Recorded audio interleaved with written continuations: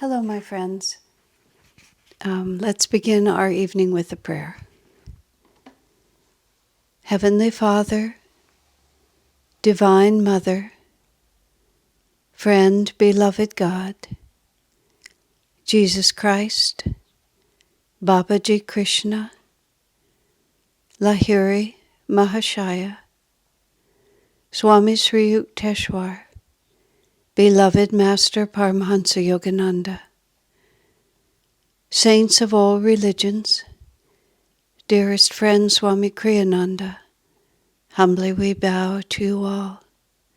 Help us to feel your presence deep within our hearts, that everything we do may be an expression of your divine love. Om. Peace. Amen. We'll start with a couple of chants and a few moments of meditation.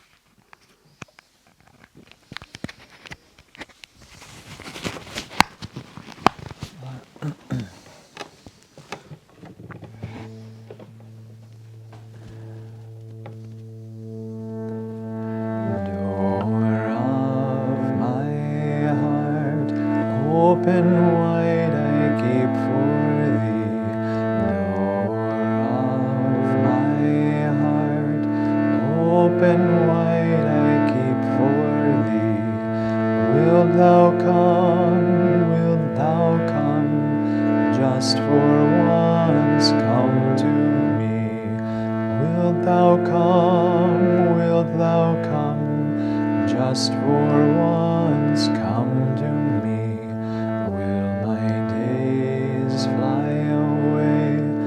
Without seeing thee, my Lord, will my days fly away? Without seeing thee, my Lord, night and day, I look for thee, night and day, night and day, I look for thee, night and day. Door of my heart, open wide I keep for thee. Door of my heart, open wide I keep for thee. Wilt thou come, just for once come to me? Wilt thou come, just for once come to me?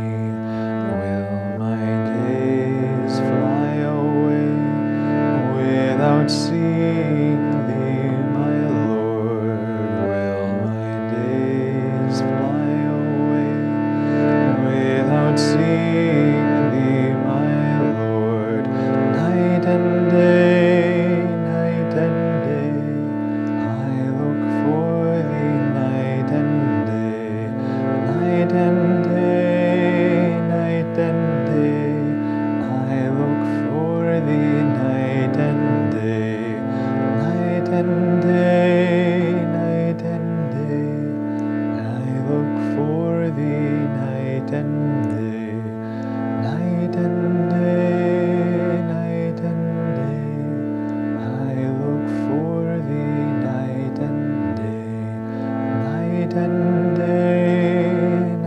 and day, I look for thee, night and day.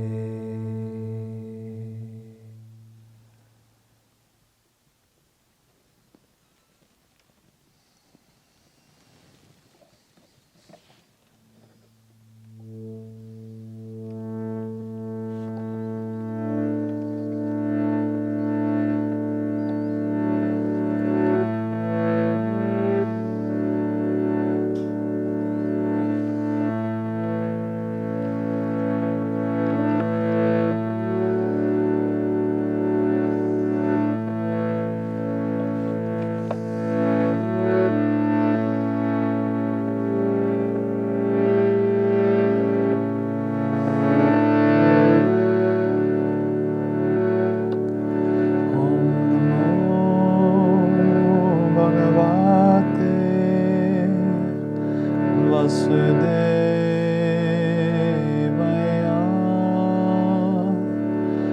Om Namo Bhagavate Vasudevaya.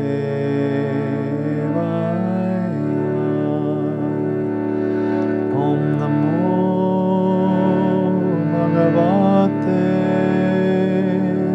Vasudevaya.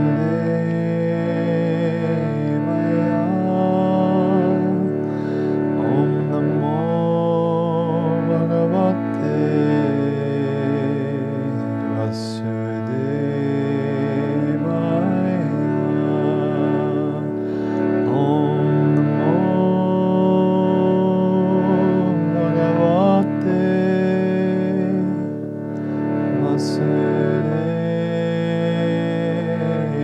Vasudevaya.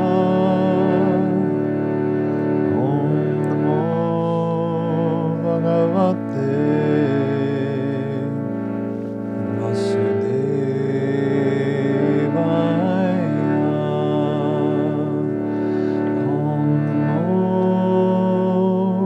Bhagavate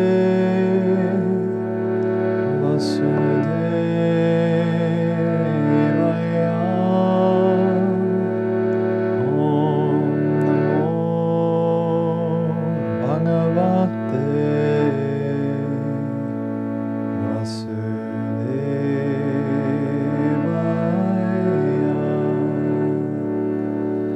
Om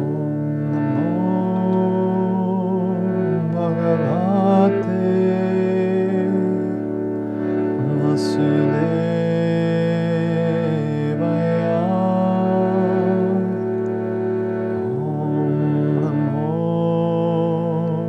Bhagavate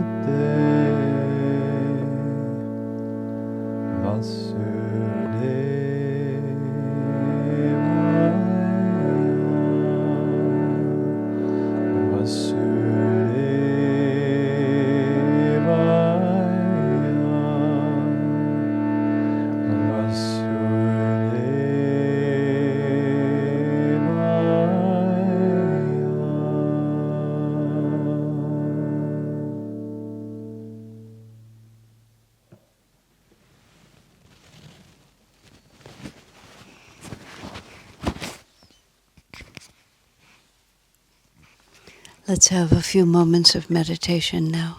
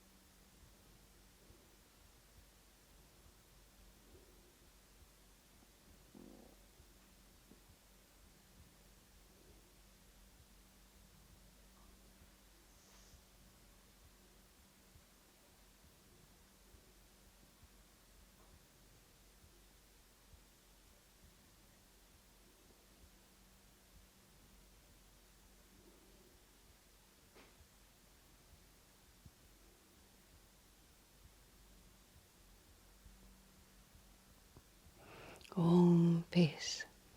Amen.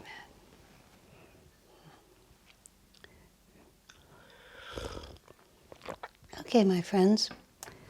The last session we were talking a lot about the trees and the letter that Swamiji wrote about the trees being taken down and clear thinking and man's role in nature. There's an additional letter that was to the same woman here. And I don't think it's in the book. And if it is in the book, we'll find it later and then I'll skip over it then. Could be that the woman herself gave it to me, but it was a further letter in which the context, just in case you're coming in the middle, was that Ananda was in a great Ananda village, which is Ananda as a whole, was in a very tough financial position because of all the years of litigation that we had to face. And we had to go into Chapter 11 in order to stop the litigation, and then we had literally tens of thousands of dollars worth of bills. We actually were $1 million in debt at that point, but that was a slightly different, just to keep going. We could carry the debt, but just to keep going with what we had to do, we were out of money. And one of the community managers, I'm pretty sure it was Vidura, just staring out his office window, realized that we owned 1,000 acres of land, and we had never done anything to manage the forest. Managing a forest is different than logging a property. Managing a forest is to use human ingenuity to keep it healthy and varied and ongoing.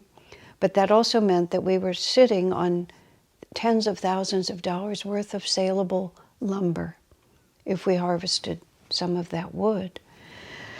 So it came up as going to be a really viable solution for the dilemma that we were in, and working very closely with ecologically educated individuals in harmony with nature, we came up and did eventually carry out a program of harvesting a lot of the timber out of there, selling it for money that we desperately needed at the time to keep Ananda intact there. But it was controversial because many of the people who live at Ananda are very attuned to nature, and the idea of logging, it was just anathema. It was like a foul word. So there was a lot of internal controversy in the community. People were allowed to go out and mark the trees that they absolutely did not want to have cut. You could mark your special friends, and then no matter how profitable it might be, we would never take them down. Many other factors were put into play. So this woman wrote to Swami, and we talked about it at great length last week, so I won't say more, about how she prefers wilderness. She doesn't want Ananda to become like a park, and so on and so on. But later, there was another letter. And what this woman did is she said she went out to some of her favorite, and she called them secret places at Ananda, where she could commune with the trees, and she asked the trees what they thought about this whole proposition. And Swami wrote back to her and said, "Very good. You took the question to the people who are most involved." That's an Ananda principle for making decisions, is we let those who are most knowledgeable and most involved have the strongest voice. So he said, you took the question to those who are most involved. And the answer she got from the trees was very, very interesting. It conformed a lot of what Swami wrote in this letter about trees do not have individual attachment to their own bodies, that life or death for them is of no consequence. They do have a sense of rightness, but the rightness is not personal. It's what's good for everyone overall. And the message that she got from the trees, the intuitive message she got was, we want you all to stay here. And if some of us have to be turned into lumber in order for you all to stay here, that's just fine with us. And the trees also told her that if the land was sold to someone else, they would be far less careful about logging it. They would just take down many of the trees just for the sake of money.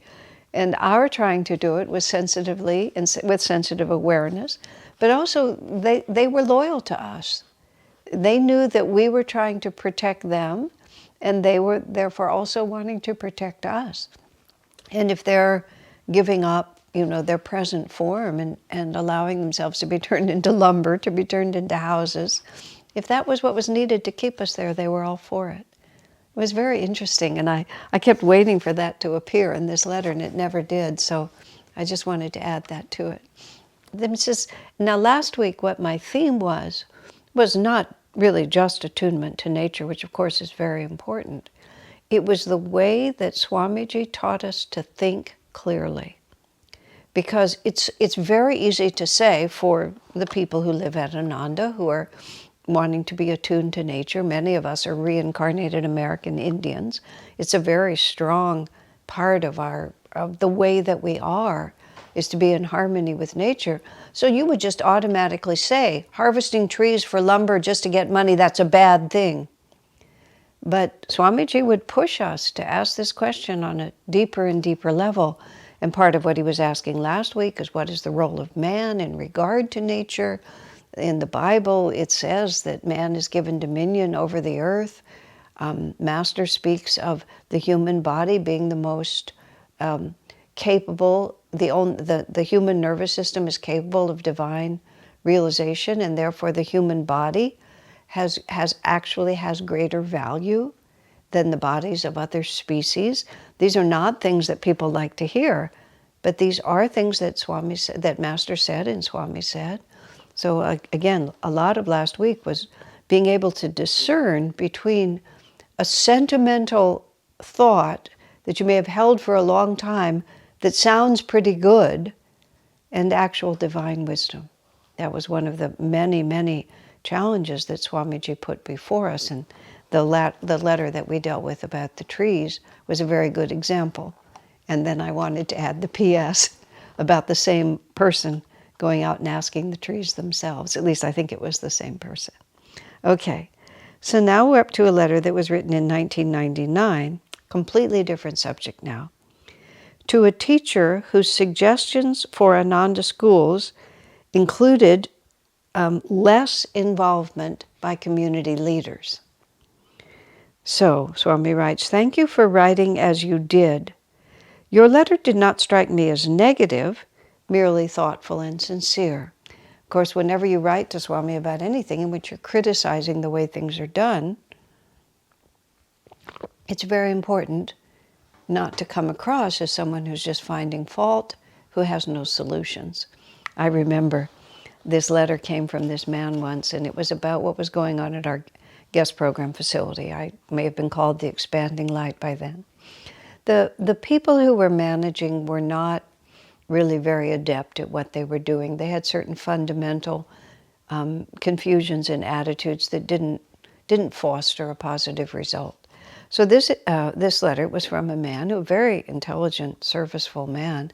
He analyzed the situation and pointed out all the shortcomings and said everything that was wrong with it. Perhaps I was Swami's secretary at the time, and so I read the letter before I gave it to Swamiji. And I thought it was a really good letter because the analysis was extremely accurate, and he was very clear about everything that he said, and he wasn't unnecessarily judgmental, he was just being factual. And I think this was because of my misunderstanding, the way Swami responded, because he read the letter. I've never seen him do this before or since. He read the letter, he balled it up, and he threw it on the floor. He said, "Anybody can tell me what's wrong with the situation. What I want is someone who will say, I'll fix it. I know how to fix it, and I will put out the energy to fix it." Anyone can say what's wrong with a situation. And he was talking to me because I tended to mistake an accurate analysis of the shortcomings of a situation as the same as solving the problem, which they were not at all. An accurate analysis might be a step towards solving the problem, but just to stop there doesn't solve the problem. You say the only person available and willing to take the job is not that talented at the job. Okay, but then who is going to take it? Who is more talented? How do you deal with the inertia of the situation? What is the solution? It's not enough to describe the problem. You also have to have a solution. So that's why whenever we would write to Swami, we gradually learned it wasn't enough to criticize. You also had to have a positive alternative. So he says, because I'm sure whoever wrote said, I don't want to sound negative. No, you don't sound negative, Swami said. Just thoughtful and sincere. Because Swami's not only answering the letter that was sent to him, he's also helping the person who wrote it understand, when their energy is correct and when their energy isn't correct. Certainly in my spiritual training, it was getting that kind of feedback, not just from Swamiji, but from all my Guru Bhais, as to when my energy was helpful and when my energy wasn't helpful. That very slowly has trained me to be able to tell the difference. So then Swami goes on, I liked a great many of your ideas. I deeply hope we can develop the schools and agree with the idea of having the schools in a non-parochial setting. That was actually a big issue in my mind. We used to call our schools Ananda schools, which was fine when it was one school at Ananda village. When we started a school here in Palo Alto, and it happened to be, and still is, set on the same big piece of property that the church is on. When it's on the property the same as the church and it's called Ananda School, it's very hard to tell someone that this is not a parochial school. How could you not call it parochial?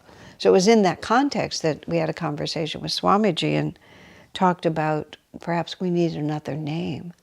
And that's when he came up with Living Wisdom School. And that's what we've called the Ananda expression of Education for Life. Education for Life is the method, and Living Wisdom is Ananda's expression of Education for Life schools. Because there are other Education for Life schools that are not run by Ananda, not a great many, but it's beginning. And they would have naturally a slightly different orientation, still in keeping with the method, but not quite the same as Living Wisdom schools. So anyway, he says, at the recent colony leaders meeting, Ananda said that the school in Sacramento is on separate property altogether, owned by the school's founders. Ananda and Maria only have positions on the school board. I told them I thought that was the right direction, because Swami sees Education for Life as much bigger than Ananda. Ananda itself may have schools expressing that method, but the method could be expressed in countless other settings in which Ananda would have essentially no influence over it per se. It would just follow the Education for Life principles. He goes on, without the ministerial guidance given to the he names a certain colony school up to this time, however, and perhaps with less direct involvement by the colony leaders for some time to come, the school there could get off course and become something altogether different from anything that would reflect our ideals. So he's saying without the input of the community leaders, the colony leaders he calls them here, the school could easily just begin to morph into something altogether else. And if it's going to be a Living Wisdom school or an Ananda school, then that overall supervision from community leaders is essential. I don't mean the teachers there would take it astray. They are excellent teachers. I only mean that maturity in the overall Ananda work would be an important condition for guiding the school's development rightly. Because teachers have specialized knowledge, but then so do community leaders. So community leaders might not know what the teachers know, but the teachers might not know what the community leaders know, and it takes the combination of both of them, especially at this early stage. This was in 1999. So we were really just beginning to develop the schools at that time. At the same time, the schools are different from the communities and are, moreover, an added burden for colony leaders for whom they cannot be a principal focus. A compromise must be found. I'm afraid only that in the name of compromise, we don't sell out something so important to Master's mission. Swamiji also felt that even though over time many other Education for Life schools may develop with focuses that are not exactly the same as Ananda, at that early stage, 1999, when we were just even beginning to think of having schools outside of Ananda Village. We have one in Palo Alto. Eventually the Portland and Seattle developed schools, although the Portland school has been diminished and the Seattle school is not operating right now. But in 1999, we were just really getting started. Swami thought it was way too early to surrender our influence. That if, and this is how Swami has often put it, if at the heart of it, there's a complete expression of what the intention is, then if other people only take parts of it, or turn it in a way that suits them more, people will always be able to come back to the fountainhead and see, well, this is what the full expression looks like, and then quite appropriately take what they want from that, but never mistake the partial expression for the full expression. But if from the beginning the Ananda expression gets diluted, then you never have that point. Swami uses the phrase often, water never flows higher than its original point. So we want to make sure that the waterfall starts at the highest possible level. All of the colony leaders love my suggestions for the schools. They want to see them flourish. They don't want to control them. If they are present at your inter-school meetings, and I think some of them should be, at least to begin with, I think the teachers themselves should lead everything, and the colony leaders only sit by to help with comments. So he's not saying that the colony leader should be the principal of the school, unless it happens to be an appropriate role for them, but they should be present. They shouldn't be actively excluded, which is what apparently the suggestion was. They shouldn't be involved. Swami couldn't see any positive benefit to that, and a great deal of potential loss in that thought. There is another aspect to this picture, however. The Education for Life system itself is larger than the sum total of the schools. I've been blocked in my endeavors to develop it by the fact that the teachers themselves are busy teaching, and by the further problem that their focus is necessarily on the students, not on the abstraction called the system. I don't know how to manage this needed expansion from individual schools to a system that can create many schools. I'd like the latter, but I wouldn't want schools claiming to teach our system, but throwing in anything that comes to their minds, even if it doesn't reflect our system at all. I'm not narrow in my wish to serve Master's mission. I simply want to give the right focus to what we're doing, because he was an avatar specifically sent to fulfill this mission. So this is the dilemma Swami has faced in many areas of what he's brought for Master, but Education for Life especially, because it's a very specialized skill to be a teacher of children. And only a few people have it. And many people who are very good teachers of children are enough in tune with Ananda's principles even to be very good living wisdom school teachers. But the presence of the community leaders would keep those voices, which could speak with a great deal of authority because of their skill in the profession of teaching, but might not even be aware themselves, or if they were aware, they might need to be guided back to the fact that other principles also apply. And Swami puts this out. This is a dilemma. Also because the teachers are so busy running the schools and teaching the children that they have not proven to be able to also be the spokespeople for the system, simply because they don't have time. They may be the most qualified, but they don't have time for it. So having a slightly outside voice, like a colony leader who understands and is committed to the system, as Swami says, we love the whole idea of it, but we're not quite so absorbed in the teaching, gives us a different perspective and also adds another voice. Whenever people asked him why he did certain things, asked Master why he did certain things regarding the schools as a good example, his answer always was, that was the wish of Babaji. So Swami's wanting to make sure we honor that direct link and not get lost in the details. We are locked into a universal stream and need to serve it purely if what we do is to flow most effectively and with the greatest power. many, many times in the course of what we're doing with Ananda, and the school is a very good example. We have a thriving school here in the Palo Alto community. We've had it for, it's almost 28, 29 years old. K through 8 is very well established, and now we're working hard to establish the high school. My point of view on it, which has also been shared very strongly by Swami, is as long as we stay in tune with Master's original intention, everything else will work. And we can't follow the temptation, should it arise, to dilute what we're doing for the sake of being more popular. It came up when I was asking Swamiji about how to pray in our classrooms. I said, do we pray to our line of gurus? Or how do we pray? He said, you don't always have to pray to our line of gurus, but it should be known that this is a system that descends from an avatar. And he said, but we must continue to pray. We must keep our educational system very God-centered. And he made reference to Rudolf Steiner's schools, which are called Waldorf schools. Rudolf Steiner was a deeply spiritual man, but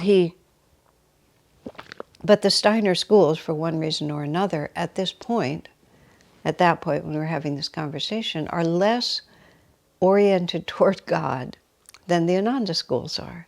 And Swamiji stated, and I presume he knew what he was speaking of, he said he feels like that many of the people involved with the schools would rather be more explicitly spiritual, but they've gradually watered it down to have wider acceptance.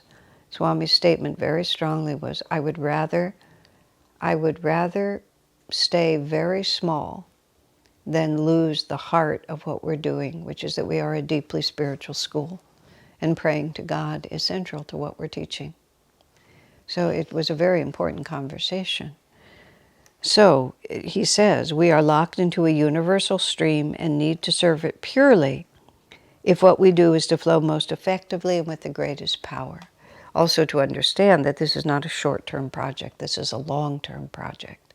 And we have to be able to sustain ourselves to attract enough parents to serve the children well that we can continue to exist. But we should in every way try to serve them with what we actually have to offer, with what is consistent with what Babaji wants. Because that's where our real power comes from. And for us so far, it's worked in 30 years. That's a pretty long time. It's proved to be exactly that. That when we stay in the heart of who we really are, then we also have the most magnetism to attract families and to serve children. That's why I want ministerial involvement. So Swami's answering her direct suggestion that we take the colony leaders and back them up. No, I want them involved. My hope only is that they'll permit and encourage growth, not hamper it.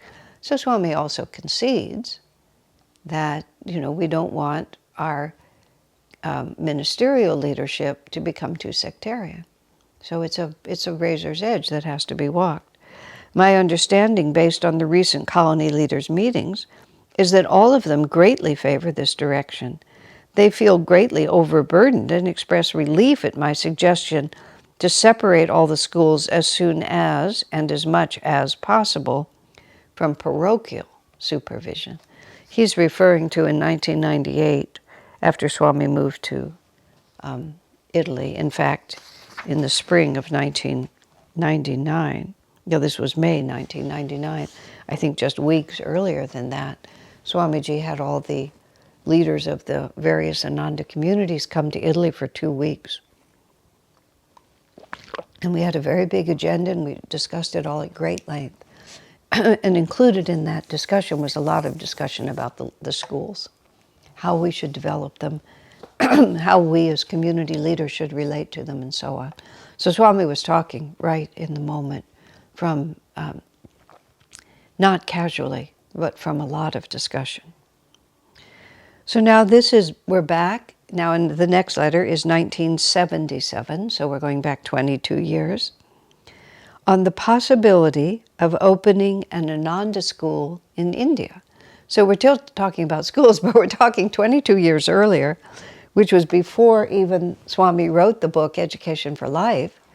It was like just, the schools at Ananda village, which was the only Ananda there was, had only been in place for less than 10 years. So it's very interesting. Let's see what he says. Swami writes, I don't have any idea who wrote this letter to him.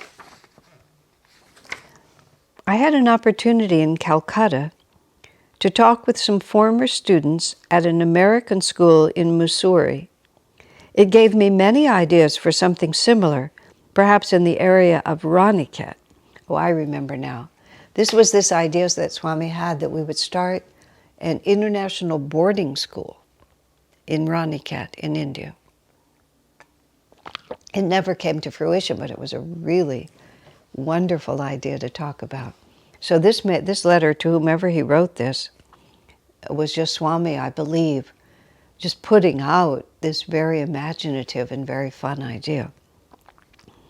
For one thing, such a school would be a means of attracting American dollars to India, which would make the development of anything we do there much easier. I want to say Swamiji's thought was always that he would someday go back to India and make a work for Master there. He was working for SRF from 1958 to 1962. He had obtained permission to build an SRF temple in the city of Delhi, and Swamiji felt he was really in a position to launch Master's work in India in a really big way in 1962, when the board of directors in Los Angeles felt that his ideas were too ambitious and too out of line with their own thinking, and they not only canceled his plans, they canceled him from representing SRF anywhere. They expelled him. But Swamiji felt, because from practically his first year with Master, Master was always talking about taking Swami to India with him and having him travel around and lecture in India. So working for Master in India was an idea given to Swamiji by Master himself from when he first became a disciple. So in 1958, after Master had passed, 6 years after Master's passing, when the SRF board of directors decided they wanted to start a work in India, they took Swamiji with them because Master had always talked about Swamiji working in India, and that's why they left him in charge. So even when SRF withdrew their commitment to have Swamiji do that, Swamiji felt he'd been commissioned by Master himself, and he never let go of the thought that sooner or later he would be called back to India and he would start a work. So this idea of the boarding school, I'm remembering all this now, this idea of the boarding school was like him, what Swamiji did for years and years, because he finally did feel called by Master to go to India and start a work in Master's name. And it was 2003 when he felt that call. So that was a lot later than 1977. But when I was working for Swami as his secretary, which was during these years, every time he'd get an invitation for any kind of a commitment in the month of January, every time, he would say, I'll accept it unless I'm in India. Because in January was the ideal time he felt to go visit or be there, and it was always his first priority, unless I'm in India. So, and he was never called by Master inwardly until 2003, 2004, the end of 2003 is when he felt it. I believe I have that date right. If it wasn't exactly then, it was right near then. When I was writing Light Bearer, which is the book I'm holding in my hand now, yes, it was 2003, November of 2003. All the dates were perfectly clear in my head, but sometimes I wonder. Light Bearer is written as a year-by-year account, so I could just look up 2003 and immediately confirm it. So anyway, so in 1977, Swamiji was speculating, so he says, for one thing, it would draw American dollars, and it would help support our other work. It would cost no more and possibly less to cover a student's round-trip passage and a year's tuition in India than it costs to send a child to private school in this country. And private schools are enjoying a boom in America now because of the growing violence, immorality, and lack of values taught in the public schools. Also in 1977, the economy of India was radically different than the economy of America. In 1948, when India became a free country under the influence of Gandhi, Gandhi very much wanted India to be self-sufficient and independent of the negative influence.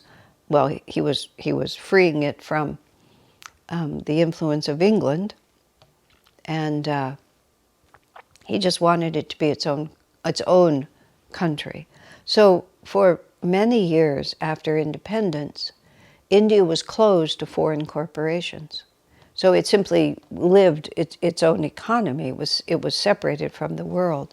I went to India for the first time in fall of '86, and by the time we went back, I believe 1 year later, maybe it was 2, India had been opened to foreign corporations. That 40 years later, that ideal of Gandhi to make it self-sufficient unto itself was put aside in favor of entering the global society. But in 1977, an American dollar was a much bigger sum than the Indian rupee. Now everything's beginning to equalize, but at that time, no, it hadn't at all. So you could send a child all the way to India to go to school for about the same price that you could send them anywhere in America to a private school. It was actually a brilliant idea, and it still is a brilliant idea, even more so now when globalization is such an integral part. But it was an idea way ahead of its time. So he goes on, an English language school run by Ananda would be a means of providing a rounded education to Indians as well as Americans, and could easily develop into an international school with students from many countries. For Americans, it would be a wonderful opportunity, and I think for Indians as well. I believe this letter was written to people in our community who were working on the schools. At first I thought this was a letter to someone in India, but I think he was writing to the Americans who might be in a position to start this project. A lot of things that Swami did were a lot of things like what Master did. He himself may never have been able to carry them out, Swamiji, like this one.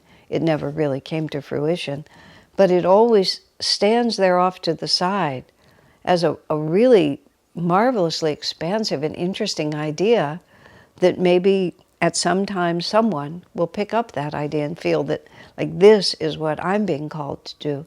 When I wrote the book Light Bearer, I tried to include as many as I could of these ideas that Swami had that didn't necessarily come to fruition, but nonetheless could be wonderful ideas for the future.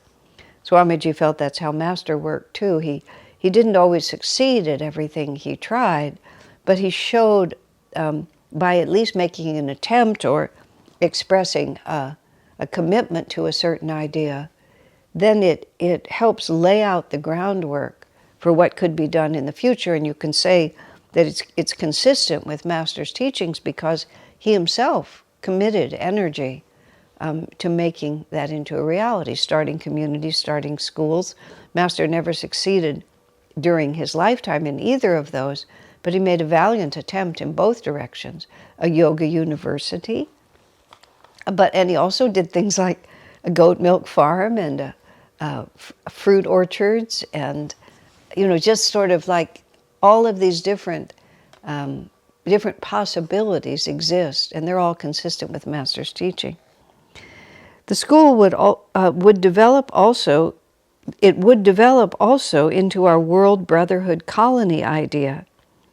I have been concerned about the difficulty of Indians to receive our ideas with understanding.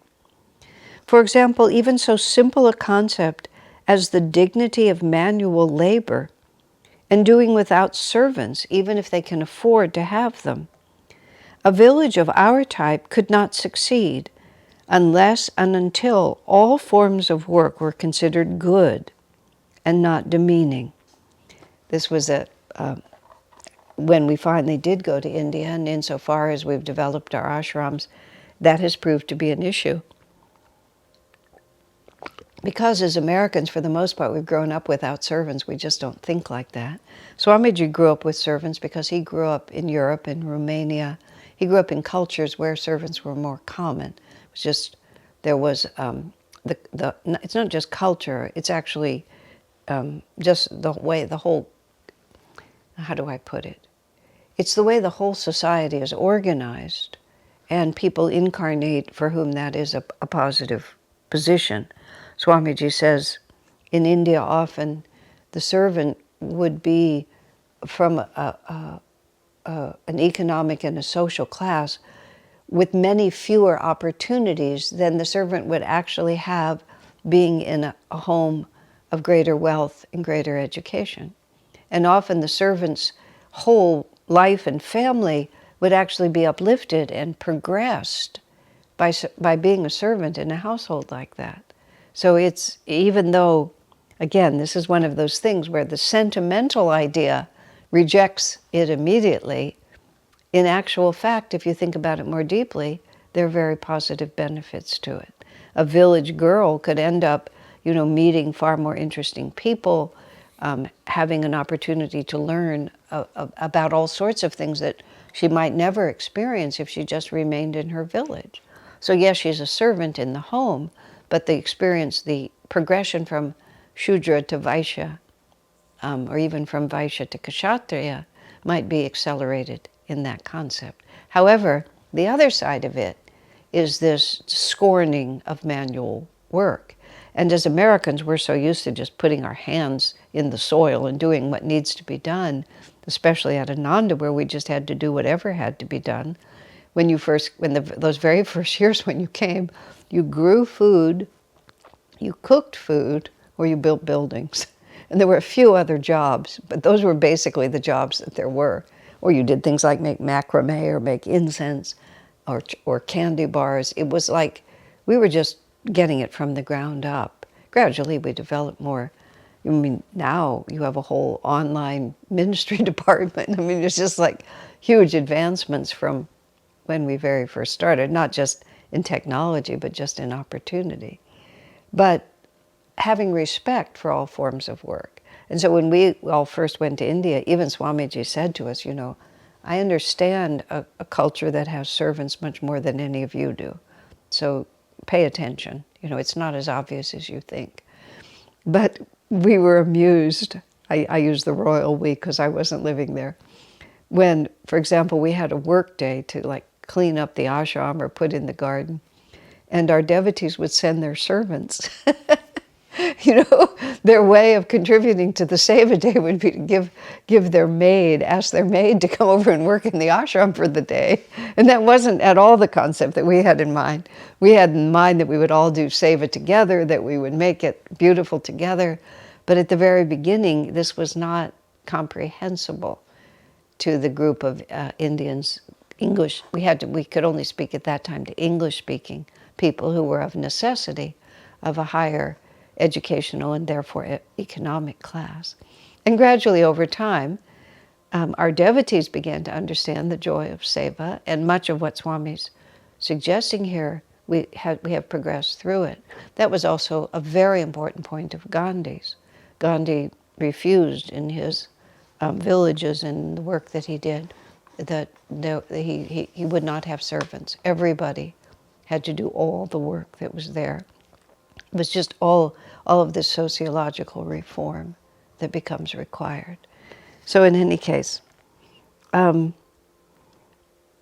know you will say that the Sikhs have no caste consciousness, but we don't want only a Sikh community, and uprooting that consciousness from the Hindus will not be easy. Now, this tells me that this letter might have been written to a Mrs. Singh, who is a Sikh, who wanted Swami to make this school. I really am not sure. But inasmuch as I know that you will say that the Sikhs don't have this consciousness, tells me that it was more likely to be from her. And it would have been true around that time. There was a diplomatic family in San Francisco, who became very close friends of Swamiji, the whole family. And she would have, the woman there would very likely have made this proposal. Those who reject caste tend also to reject religion, speaking of the Hindus, and therefore would disqualify themselves from eligibility for a spiritual community. So Swami's talking about what he knows to be all the obstacles there. If they're aware of caste, they're going to have this aversion for shared labor. If they're not aware of caste among the Hindus, they're probably not religious either, and therefore wouldn't want a spiritual community. But if we could take children and train them, by the time they completed their education, many of them, judging from our experience at Ananda, would want, after graduation, to join the community. Look at the very long-range view Swamiji is taking of this. So we have an international boarding school. We train Indian children with American children. We have cross-cultural pollination. We inspire these children with the ideals of self-realization, and then they become the foundation stone of communities someday. You know, Swamiji always had this very long view. We're not working with today and tomorrow. We're working with the advent of Dwapara Yuga. And naturally, it will take a little time, as he said to me once when we were facing some opposition. Asha, we're trying to reform all of society, and naturally, it will take a little time. I've often thought about that. Naturally, it will take a little time. He said it so lightheartedly.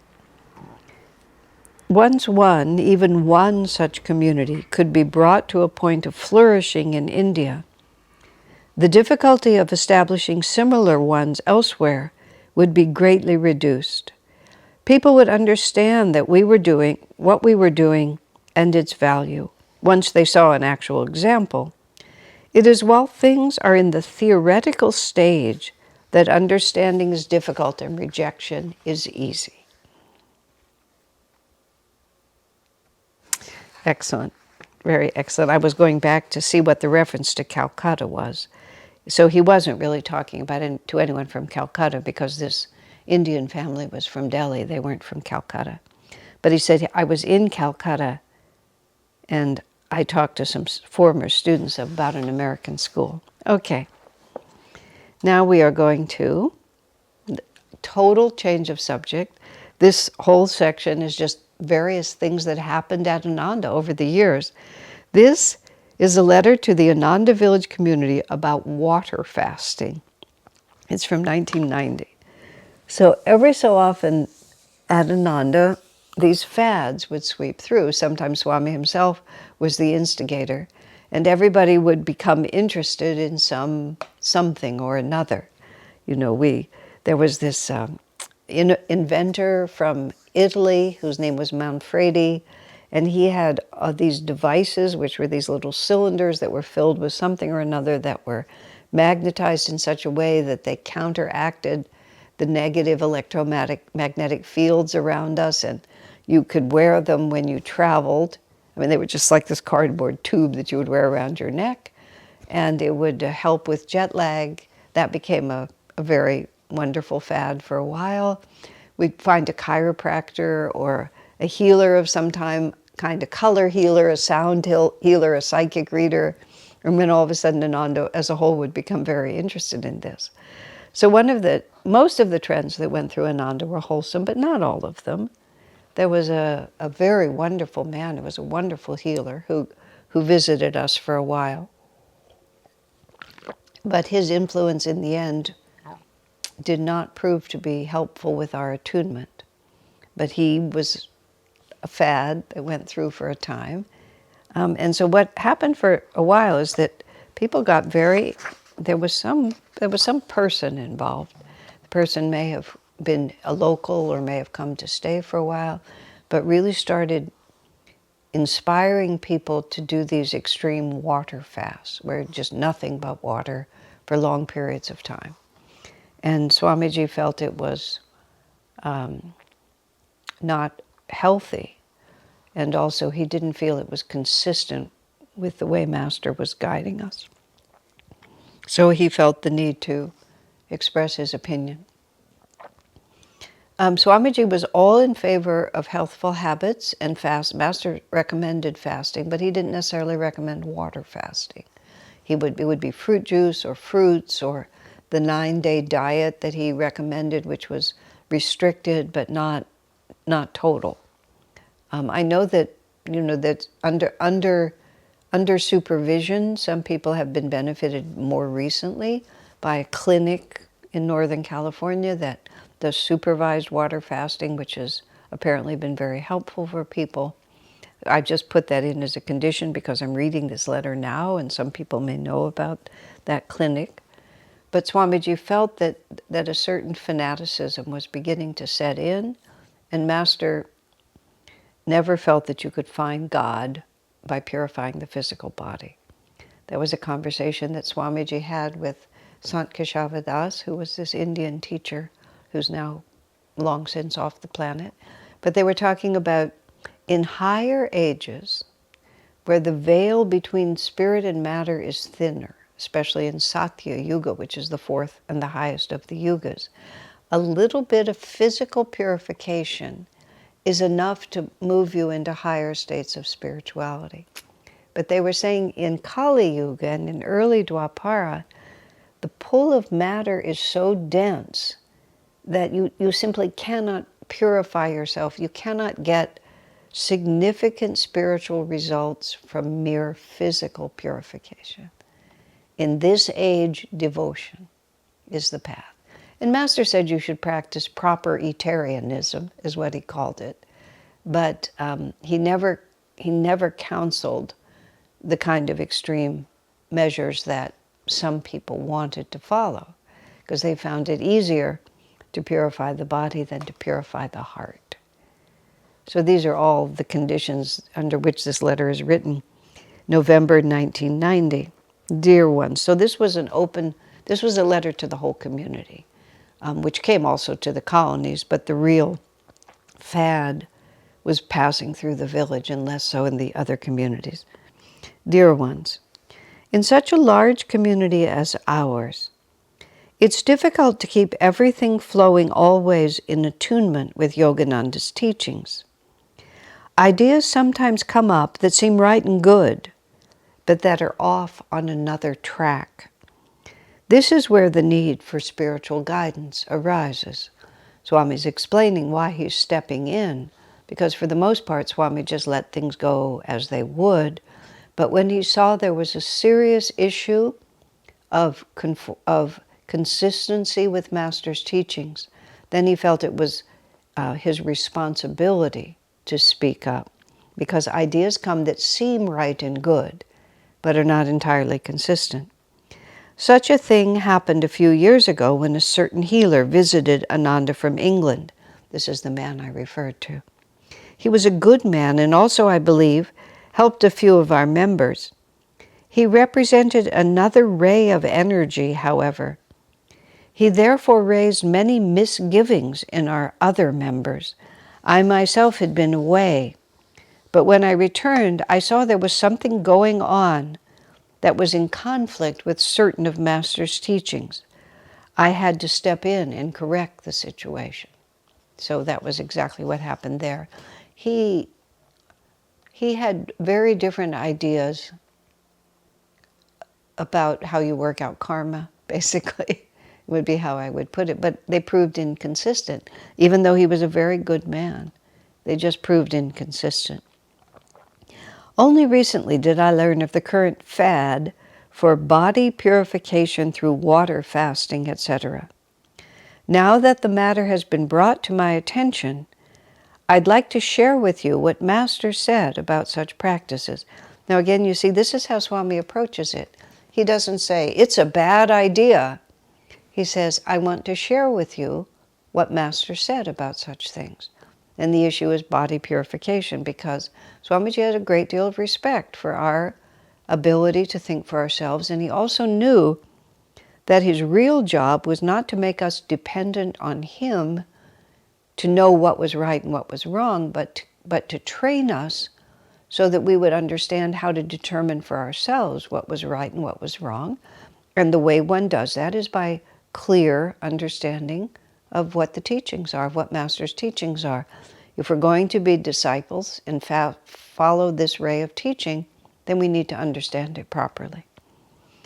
You'll recall I wrote in the Path that when I was new at Mount Washington, I was talked into adopting the grape cure.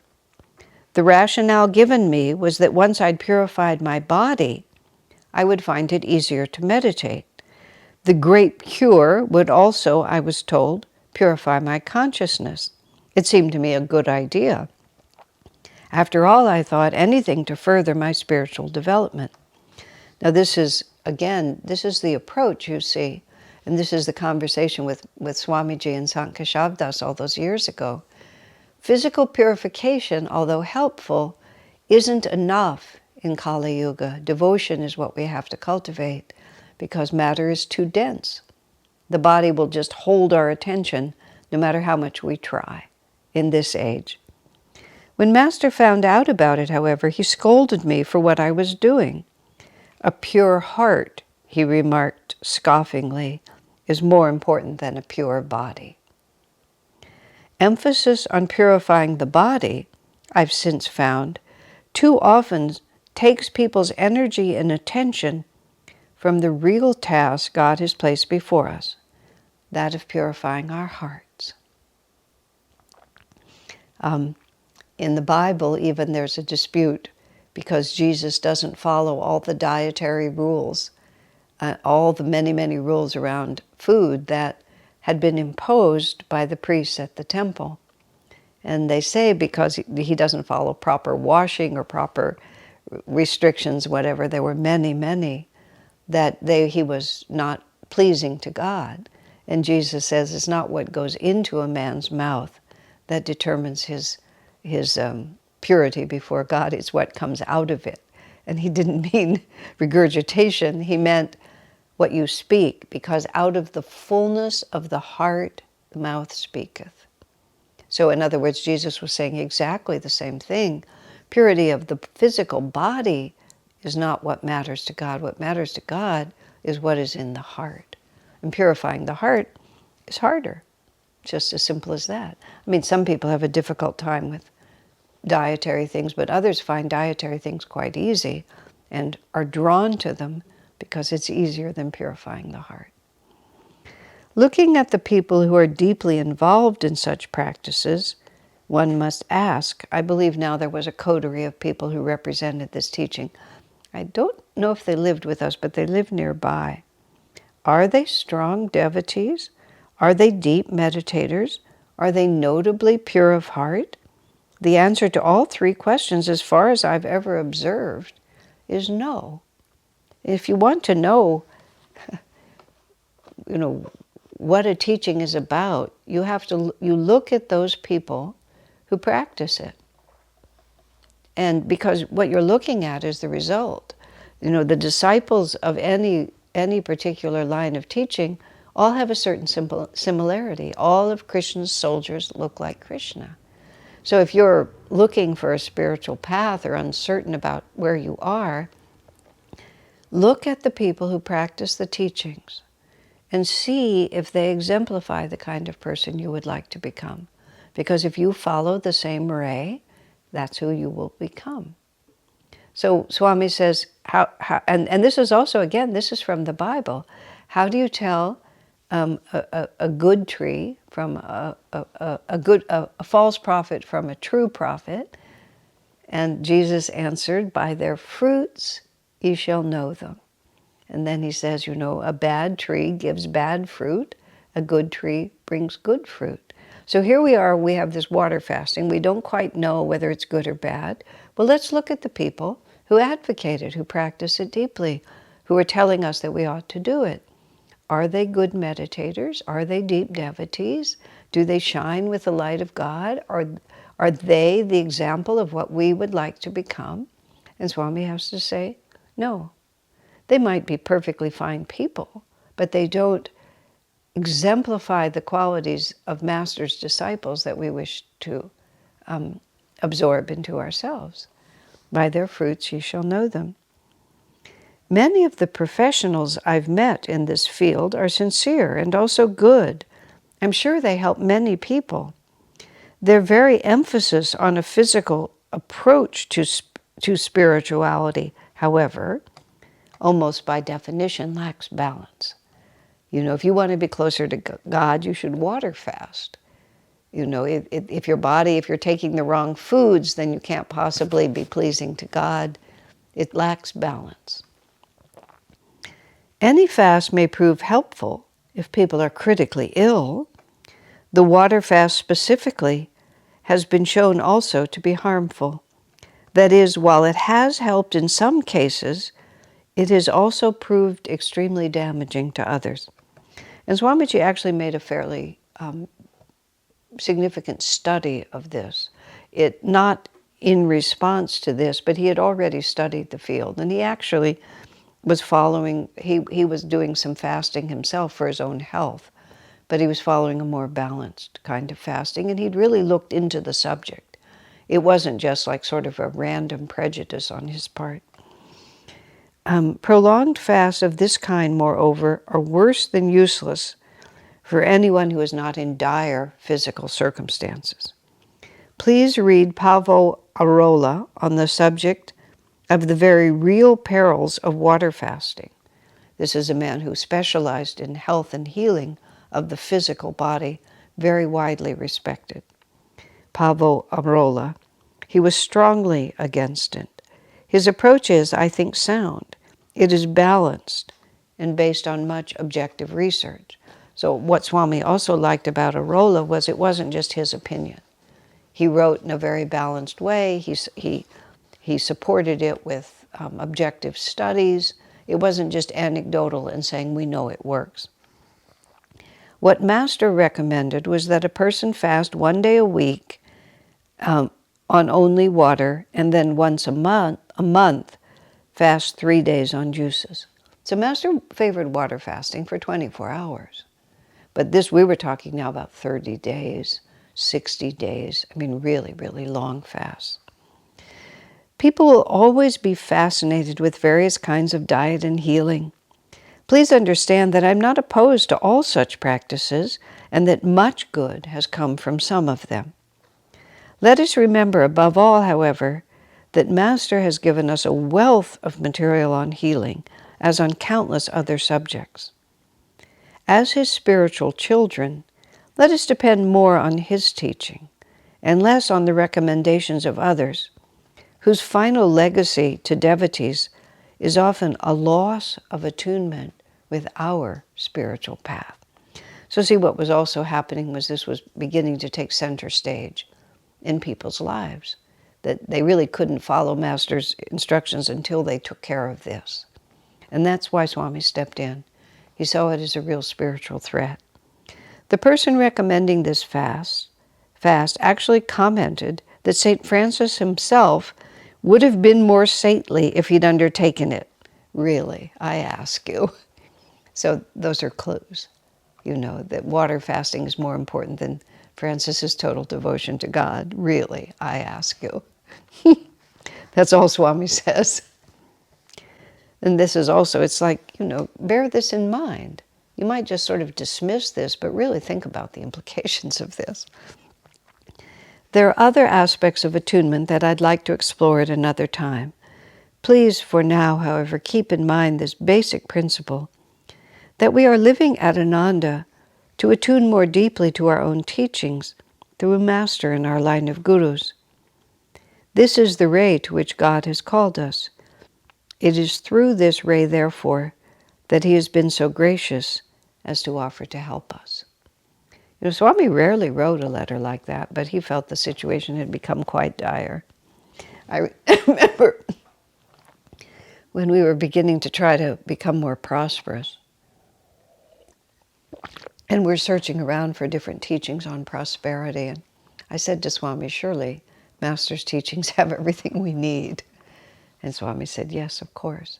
But sometimes they're harder to come by, harder to ferret it out, harder to practice. And it's not like, Swami studied Paavo Arola and took some of his advice about fasting, but it was balanced. It wasn't a substitute. He didn't make claims about St. Francis. He just talked about the field that he knew, and Swami found it helpful. So, moving right along to the next letter. This is now up in February of 2002, and someone asked for advice on how to respond to a community situation. Swami starts the letter by saying, "Your question distresses me." What I love about Swami, and also the way he trained me to write, he never wastes time in a letter with lots of frou-frou. He doesn't start by saying, anyway, I'm always so happy to get a letter, and letters are so good to get, and the spring flowers are coming, and now that it's springtime, we're going to do this or that. He just starts right in and answers the letter. He knows what the person wants. They want an answer to their letter. Your question distresses me, first line of the letter. As to whether you are being judgmental, that is for you to decide. But it is important to be discriminating, and I don't think it is easy to act on the basis of what we see as wrong without a degree of feeling behind our actions. So he's trying to say here, sometimes people feel that they don't want to be negative and they don't want to be judgmental, and then they kind of turn off their brains. And Swami never encouraged us just to be sort of mindlessly acquiescing. And the challenge, and he puts it here, is that we have to be discriminating. You have to be able to discern wisdom from foolishness. You have to be able to evaluate whether suggestions are good suggestions or not, whether they're consistent with our teachings, whether they're practical.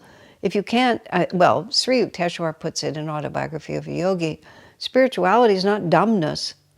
As you advance spiritually, you don't become more and more stupid in terms of relating to the world. So what you have to begin to understand is to be discriminating is not the same as being judgmental. Judgmental is when you think people are stupid because they don't agree with you, when you think they're less important, when you don't have compassion or kindness toward them because they have such awful ideas. That's quite different than just perceiving that somebody's suggestion is not a very good one. It's just not a very good one because the person didn't have the capacity to have a better one or didn't want to have a better one. You can even perceive that someone has nefarious motive, and that's just a fact. It's just an objective fact that they have nefarious motive. And then you have to figure out what to do about it, but you don't hate them for it. You don't go on a rampage against them. You don't become angry because they exist. You don't fall into despair because not everyone in the world is wonderfully capable. But you do have to be able to perceive it, or else you make really dumb decisions and can get yourself into all kinds of trouble. So, and if you really feel that someone is making a serious mistake, as Swami said, if what you see is wrong, there's naturally going to be a certain amount of feeling behind it. And you can feel strongly but still not be judgmental, because what you're trying to do is you're trying to create something good or to prevent something bad from happening, but you still have equal regard. You have loving regard for the person who's perpetrating the bad deed, but you may have to stand strongly against them. But you don't have to hate them for it or think that they're terrible because they felt that way, but you may have to act. The solution, I believe, is to meditate and feel God's energy behind our feeling and not to inject personal emotion into our actions. The best way is to offer one's feelings and actions to God, but certainly it is not to leave them passively in His hands. So you see the balance point? Okay, Divine Mother, this needs to be taken care of. You have to guide me, you have to help me. But it may be very necessary for us to act. God needs instruments in this world. I remember an incident with my dear friend Paula, who was just so sweet and kind in everything she did. She was managing a retail store for Ananda at that time. Paula later passed away from cancer. I've written up the story of her passing in 2 of the books I've written about Swami, because it was such a beautiful passage. She was a great soul. But she was managing this retail store, and someone in another department of Ananda who had some not only influence but actual financial control over her enterprise, was making decisions that Paula thought were really terrible. And she was quite displeased with those decisions. And she just didn't know. She was a bit beside herself and was sort of letting off steam, telling me all about this. And she said she just really had to call this other woman and really tell her that she really thought she was wrong in the decisions she was making, and Paula didn't want to have to be bound by them, and just on and on like that. So Paula had to cross a distance of about 10 feet to get from where she and I were talking to where the telephone was sitting. And as she started crossing that relatively short distance, she commented about how this woman not only had a full-time job, but she was raising children and had a very sweet husband and had a house to take care of. And then she goes a few more feet and says, I don't really know how she manages all those things. I just work in the store and it's everything that I can do. She's balancing so many different factors. She goes a few more steps. It must be difficult to keep all those balls in the air and just make everything run so smoothly. By the time she telephoned and got the woman on the phone, oh, how are you doing, Paula says. So nice to hear your voice. I saw your children the other day. They're just looking so bright and happy. It must be so much fun being their mother. It's just this long conversation but then finally Paula said, about this suggestion you're making.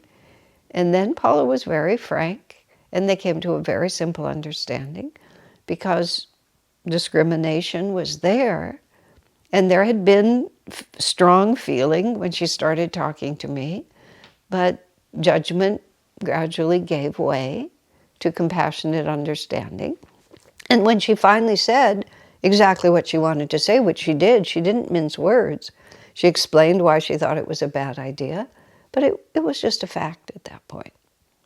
And Paula didn't need to meditate because she was so pure-hearted, but that's what she was doing. She was elevating her consciousness, looking at it from a different perspective, seeing the whole picture, and still had discriminated and had to speak against it. But now it was impersonal. She hadn't injected personal emotion into it. The decision was going to impact her personally, but she stepped back enough so she wasn't just speaking from personal emotion. I don't like this. This is going to be hard for me. Why are you doing this to me? And very, very helpful. That's what Swami's trying to get across here. You ask if I feel you are being unfair to the person. Well, we must be fair. From there, we need to think of being fair also to everyone else concerned. And above all, being fair to what we are doing in trying to build a community according to Master's ideals. For me, this need is paramount. So he's not really drawing conclusions. He's just telling this person how to think, isn't he? Am I being unfair to this person? Well, we have to be fair. We have to be fair to people. We have to think, just like Paula in that situation realized, well, this woman is handling a lot of things, and maybe this wasn't her best decision. Maybe she doesn't know everything that I know about this. So I need to be fair to her. I have to give her a chance to explain herself. I can't just jump on the situation with all this energy. I have to find out. We have to be fair. But then Swami says, but you can't sacrifice everyone else. You have to also be fair to the other people who are being affected by this decision. If this decision is really not an appropriate one, you have to be fair to everyone concerned. And above all, Swami uses the phrase, we have to be fair, which means we have to give proper importance. Also, that's what it means to be fair. We can't just disregard the well-being of everyone else. We can't disregard the entire purpose of what we're doing to be consistent with Master's teachings. We have to be fair also to our greater commitment. And so if this person is missing that point, then we have to speak to them. So Swami gives wonderful advice for what to do when you see something that needs correcting. Give the energy to Master, meditate, see it from a higher perspective, think about the whole picture, but don't be passive. There's no value in just being passive when you really feel that something could be improved or needs to be corrected. Very interesting. So, now this is written in the year 2000, and it's about the potential for an Ananda work in Australia. And I believe this was written to people from Ananda village.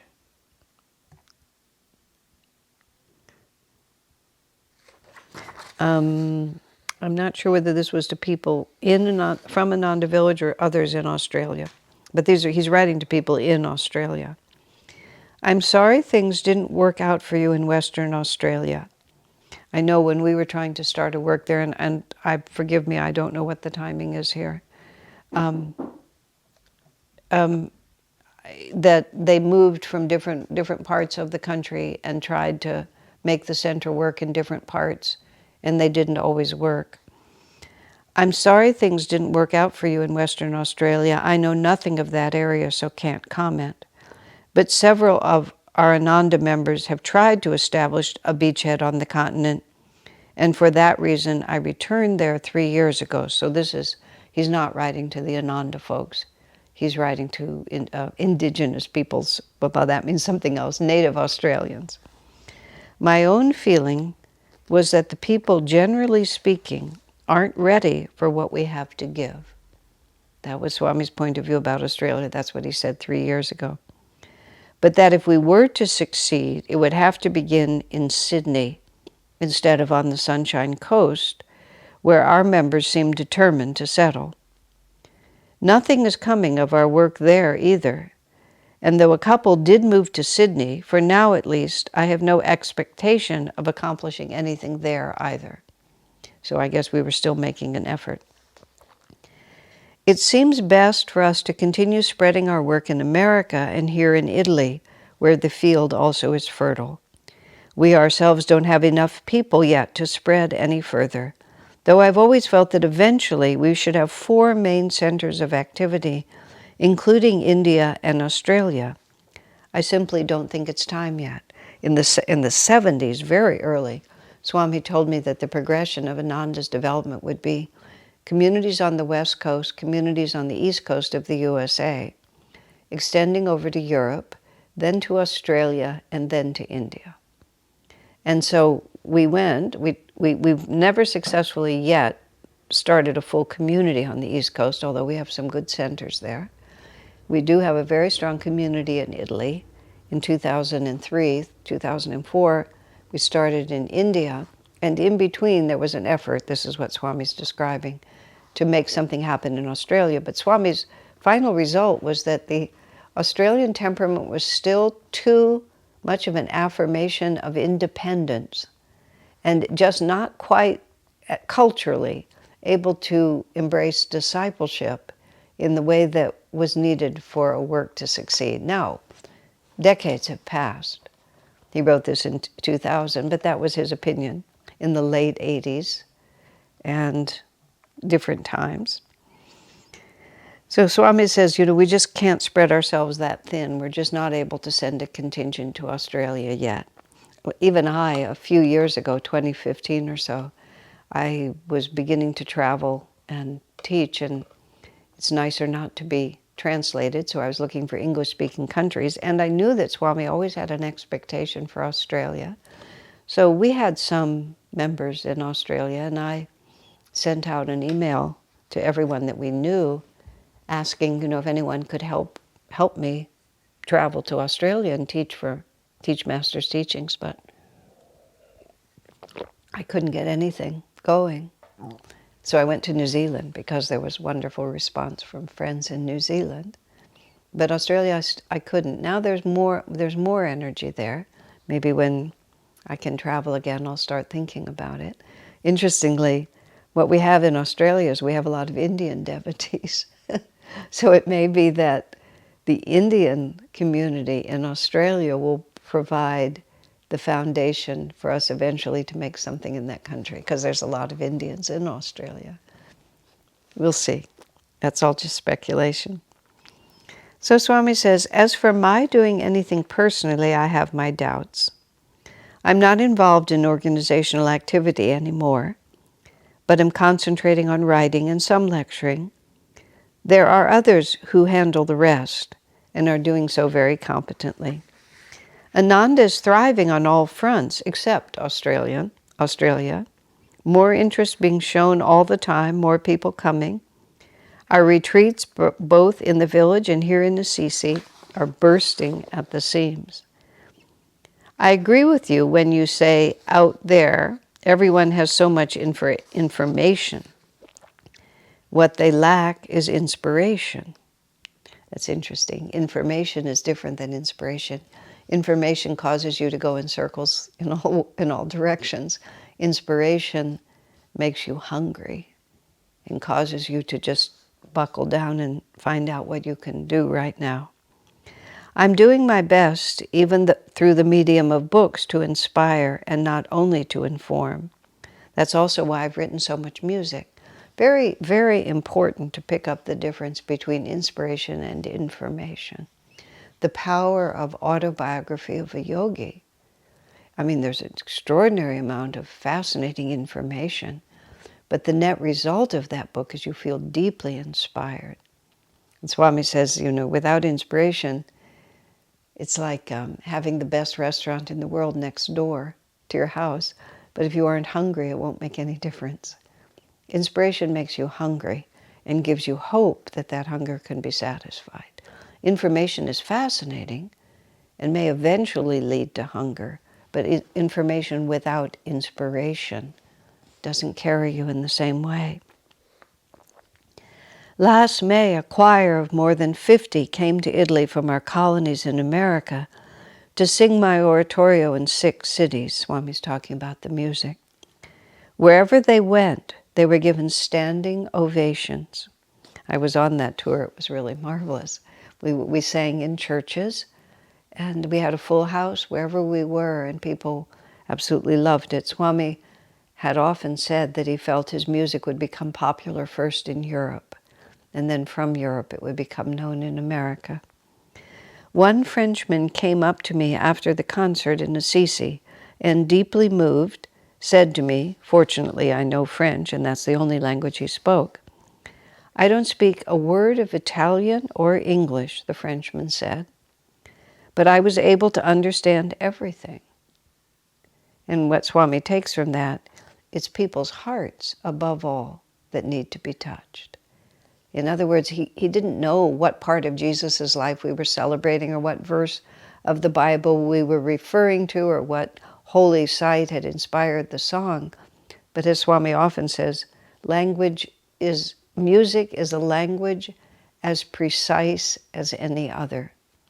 It just speaks through vibrations, and those vibrations express inspiration. So this man was deeply moved and went on a journey with Christ without knowing any of the words because we only sang in those 2 languages. Mostly we sang in English, actually. Then Swami says, "My best wishes to you. I hope you and your partner will be able to visit Italy someday." He's writing to them in Australia. It's a long distance, unfortunately, in divine friendship. I'll take this one more because it's very short. There was a dance party at Ananda of the samba, the waltz, the cha-cha, and some rock and roll songs. This is 1999. Dear friend, in answer to your question, I certainly agree with you that this kind of dancing is far from the vibration we are working to develop at Ananda. What more can I say? I'm only astonished that the question has arisen. I will discuss it with some of the others. So every so often people would just things would happen. It's been fun living there. And then here's one more short one before I stop. To all the Ananda colony leaders, April 5th, 2003, Swami says, "I've just finished rereading the book, A Place Called Ananda. It's been renamed to be something that means the individual and the institution. Because A Place Called Ananda it's an absolutely wonderful book, and Swami's audio book of it is really spectacular. It's the most personal book that Swami has written, much more personal even than his autobiography. It's the saga of what he was doing in India and how he came to be expelled from SRF, and what the implications are for an avatar's work, what the direction of Ananda really is, how institutionalism takes over spiritual inspiration. He's not defending himself. He's using it as an example to explain this ongoing dilemma that religious institutions face between individual spiritual inspiration and the needs of the institution. It's an absolutely wonderful book, just interesting and entertaining. So he says, I've just finished rereading it. What an important statement it is for the future of Ananda. I suggest that it be required reading, especially for anyone interested in joining our communities. What say you all? Swami says he would often do that. He would just sort of send out a question like that and then ask us to respond. So I'm going to stop there because the next letter is a very long one and a very complicated one, and I don't want to just start now.